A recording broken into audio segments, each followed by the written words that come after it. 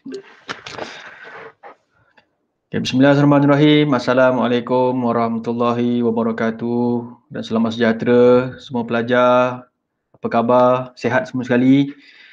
Okay, saya harap semua sekali dah berada dalam keadaan sihat, sejahtera, dan kita cuba untuk berusaha bagi mengamalkan norma-norma baru, terutamanya dalam bidang pendidikan lah.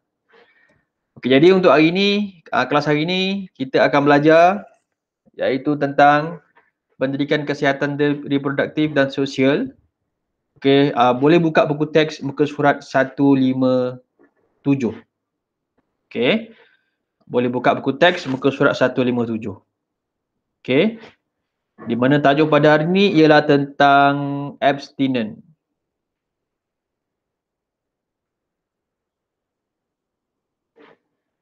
Dah buka dah? Saya pasti semua pelajar dah dapat buku teks. Jadi boleh rujuk buku teks sekarang. Sambil-sambil saya terangkan ni, awak boleh rujuk buku teks.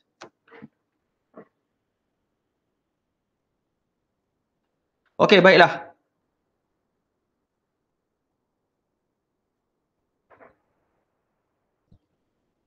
Okay, hari ini kita akan belajar tentang kesihatan diri dan juga reproduktif.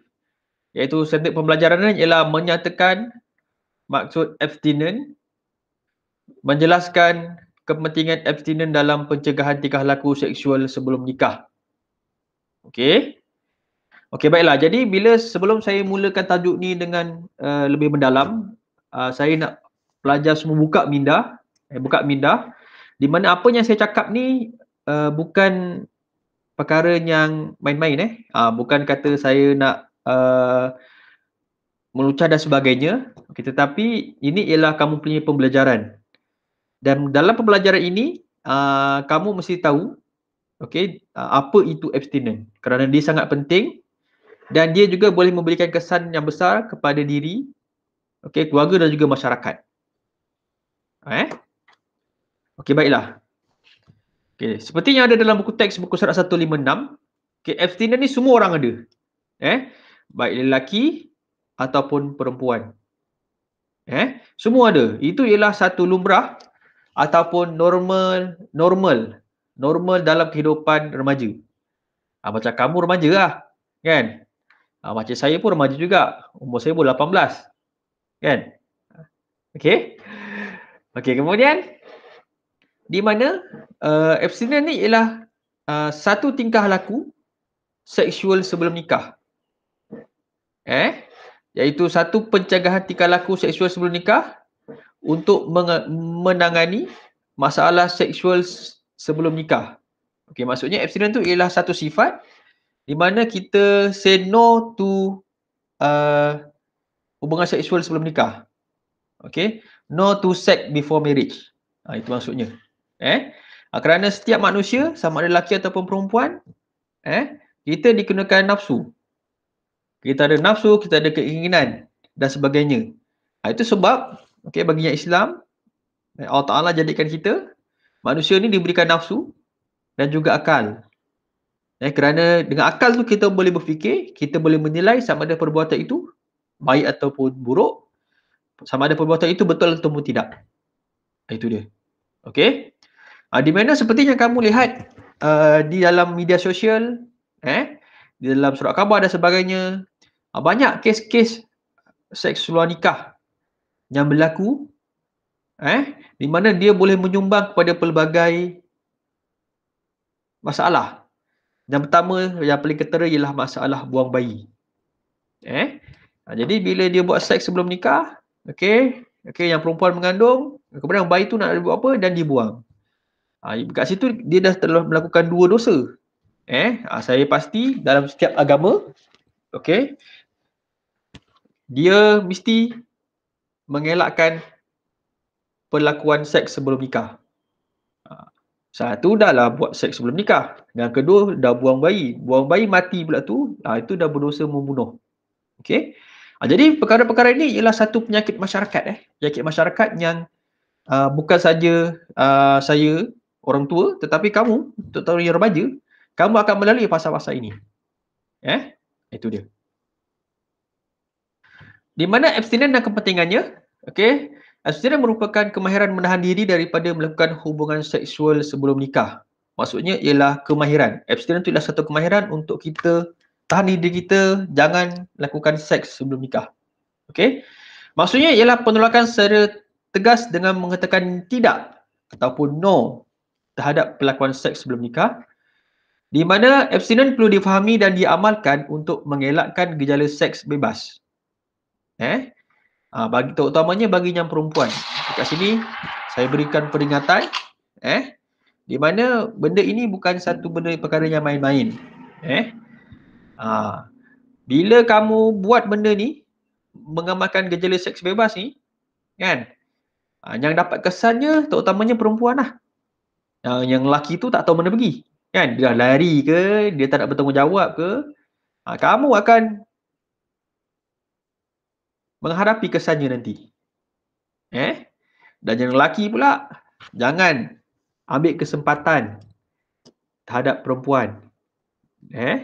Kerana dalam Quran Allah Taala telah berfirman, okey, maksudnya okey, lelaki yang baik adalah untuk perempuan yang baik, manakala lelaki yang buruk adalah untuk perempuan yang buruk.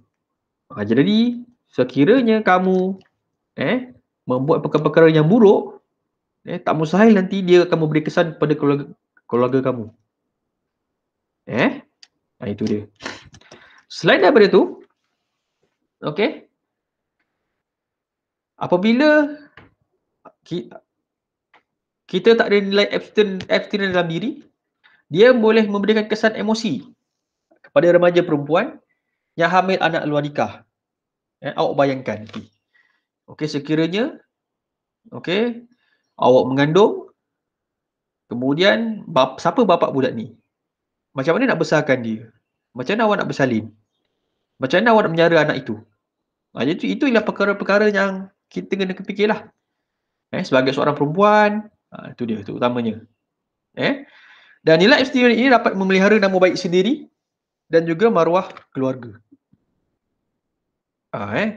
Jadi ingat pelajar, satu kali awak buat perkara yang buruk, terutamanya seks luar nikah, bila masyarakat tahu, jiran awak tahu, mak ayah, saudara semua tahu, maka itu boleh memberikan kesan yang buruk kepada diri awak dan juga keluarga awak. Keluarga awak, mak ayah awak akan dapat malu. Itu memang confirm. Kalau awak memang tak tahulah, memang confirm malu 2 kali ganda. Jadi itu ialah kenapa setiap dalam diri kita kena ada nilai abstinent. Cara mengaplikasikan nilai abstinent, macam saya cakap tadi, say no to sex sebelum nikah, sebelum kahwin. Lelaki ni dia akan cakap yang manis-manis je. Kan? Bila kamu dah syok kat lelaki tu, jadi kamu syok pada kehandsoman dia ke, kamu masa tu dah tak fikir dah. Kamu dah tak fikir dah sama ada dia tu apa orang cakap ke, kawan awak nasihat ke. Tapi sebelum tu, cikgu nak cakap kat sini. Bagi yang perempuan, jangan mudah terpedaya dengan janji-janji lelaki. Saya tak kira lah awak bangsa Cina, bangsa Melayu atau bangsa India. Kita sama, iaitu kita ialah manusia. Kalau awak ambil pisau, awak potong jari awak sikit ni, darah kita sama warna merah. Dia tak ada darah warna hijau, tak ada darah warna hitam. Sama. Di mana lelaki ni dia akan goda perempuan-perempuan ni, kan, dia akan goda awak sampai awak nak. Jadi ingat, dalam diri kita ada nilai abstinent. Sebagai contoh, tengok Lia, awak kelihatan semakin cantik dan layu. Saya rasa saya dah jatuh cinta pada awak. Cinta? Maaflah. Saya anggap awak tidak lebih daripada seorang kawan. Kalau awak anggap saya sebagai kawan, jom saya belanja awak minum. Lepas minum, kita boleh jalan-jalan naik motor saya. Nampak dekat sini? Ini menunjukkan dia nak goda perempuan ni lah. Kan? Nak belanja minum. Dah belanja minum, ajak naik motor pula. Kan? Tak naklah. Tidak manis kita berdua minum. Kita minum berdua saja. Lebih-lebih lagi naik motor dengan awak. Saya nak belanja, kalau nak belanja saya minum, tak salah. Tapi biarlah dalam kawasan sekolah. Pada waktu rehat bersama-sama dengan rakan yang lain. Cikgu baru mengajar kita tak abstinent. Macam ni contohnya. Maksudnya, sebenarnya bagi seorang lelaki dan juga perempuan, sekiranya kamu tak kahwin lagi, kan, memang tak elok naik motor sama-sama. Kalau yang Islam tu, haram hukumnya. Bayangkan awak punya adik-beradik lah. Awak boleh naik motor berdua. Yang pertama dengan mak atau ayah awak. Yang kedua dengan adik-beradik awak. Adik ke, dengan abang ke bagi yang perempuan, itu boleh lah. Okay, yang lain-lain tu memang tak boleh. Apa lagi girlfriend ataupun boyfriend. Dia boleh mengundang banyak perkara. Kan, nanti awak dah naik motor dengan lelaki tu, kan? Lelaki tu nanti langgar betul asyik break je. Langgar betul asyik break je, kan? Awak mungkin tak fikir apa-apa, tapi lelaki tu fikir apa ni? Awak fikir baik-baik saya cakap apa. Okay? Awak takut saya lakukan sesuatu pada awak, atau awak takut saya masukkan sesuatu dalam minuman awak nanti? Tengok tu. Ya, saya perlu berjaga-jaga. Abstinent dapat mencegah perkara yang tidak diingini. Jadi kepelajaran dekat sini, setiap pupuk nilai diri kita kena ada nilai abstinent. Apa itu abstinent? Katakan tidak pada seks sebelum nikah. Dia bukan sekadar seks saja, tetapi perkara-perkara yang menjerumus ke arah tu. Sebagai contoh dalam cerita ni, ajak naik motor, kan? Itu boleh nanti cerita bawa balik rumah, kan? Jadi macam perkara-perkara yang menuju ke arah benda tu, kita elakkan. Belajar baiklah. So untuk hari tugasan, senaraikan cabaran untuk mengamalkan nilai abstinent. Pelajar boleh rujuk buku teks tingkat 4 buku 160 hingga 161. Buat dalam buku kecil tu, buku PJ awak tu. Awak dah buat, awak dah siap, ambil gambar dan awak hantar pada saya. Pelajar? Baiklah, sekian saja kelas untuk hari ini. Kita jumpa lagi pada kelas akan datang. Jangan lupa like dan subscribe video saya. Terima kasih.